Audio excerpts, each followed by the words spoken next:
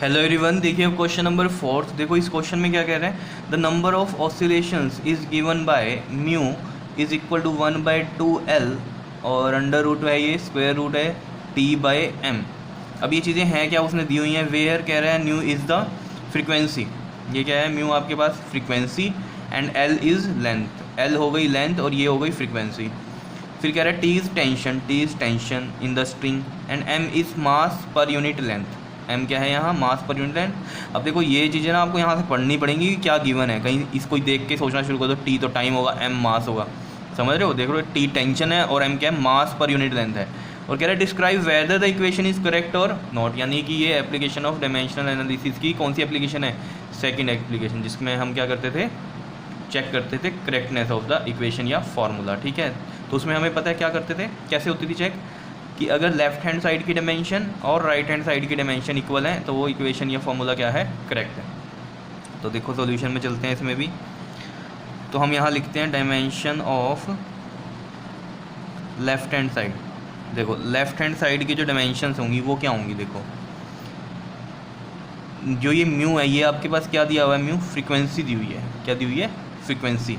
तो इसको ऐसे लिखते हैं म्यू, ठीक है, फ्रीक्वेंसी है। फ्रीक्वेंसी का फॉर्मूला क्या होता है, 1 में टाइम। ठीक है, तो यानी कि ये इसके डायमेंशन क्या बनेंगे, 1/t, और 1/t बन रहा है, मतलब कैसे लिखूंगा, t की पावर -1। तो यहाँ आ जाएगा t की पावर -1। ये बन गए इसके, इस तरीके से लिख दें। ठीक है, m0 है, lv0 है, t कितना है, -1 है। अब बात कर लेते हैं हम किसकी, dimension of right hand side की। तो राइट हैंड साइड में देखो ज़रा क्या क्या है। देखो राइट हैंड साइड में यहाँ पर क्या था, 1/2L था। तो 1/2 की तो कोई डायमेंशन नहीं होती, 1/L की, तो यानी कि 1 में L की डायमेंशन L होंगी। फिर आ गया स्क्वायर रूट। स्क्वायर रूट में देखो ज़रा, टी क्या बताया हुआ था हमें, टेंशन। टेंशन क्या होती है स्ट्रिंग में, देखो जैसे मान लो कोई थ्रेड है, ठीक है, उसको आप ऐसे खींच रहे हो, ठीक है, तो यहाँ बीच में क्या हो रही है, उसके ऊपर कहते हैं ना खिंचाव पड़ रहा है, टेंशन हो रही है वहाँ। ठीक है, क्योंकि वो क्या हो रहा है, खींच रहा है, तो यानी कि वो क्या है, फोर्स लगी हुई है। क्या लग रही है, फोर्स लग रही है, इसलिए टेंशन है। समझ रहे हो, तो यानी कि टेंशन का जो दूसरा नाम हम बोल सकते हैं वो क्या बोल सकते हैं, फोर्स। तो टेंशन और फोर्स के जो डायमेंशन है वो क्या होंगे, सेम ही रहने वाले हैं।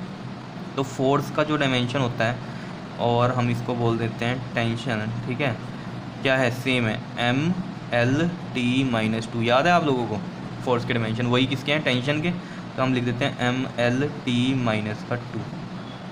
ठीक है, अपॉन में आते हैं। अब देखो m यहाँ क्या था, मास पर यूनिट लेंथ था, यानी कि मास पर यूनिट लेंथ।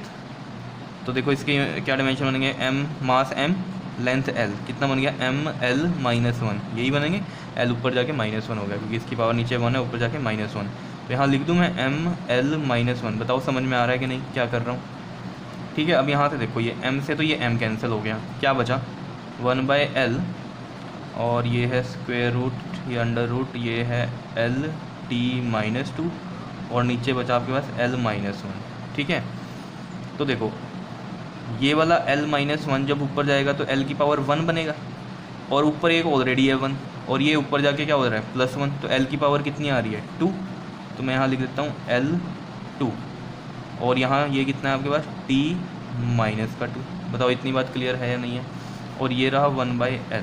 ठीक है, अब देखो ज़रा ध्यान से, 1/L, और ये जो है L2, और ये t-2। ठीक है, ये जब मैं स्क्वायर रूट को हटाऊंगा तो मैं ऐसे लिख सकता हूँ, इसकी पावर 1/2 लिख सकता हूँ।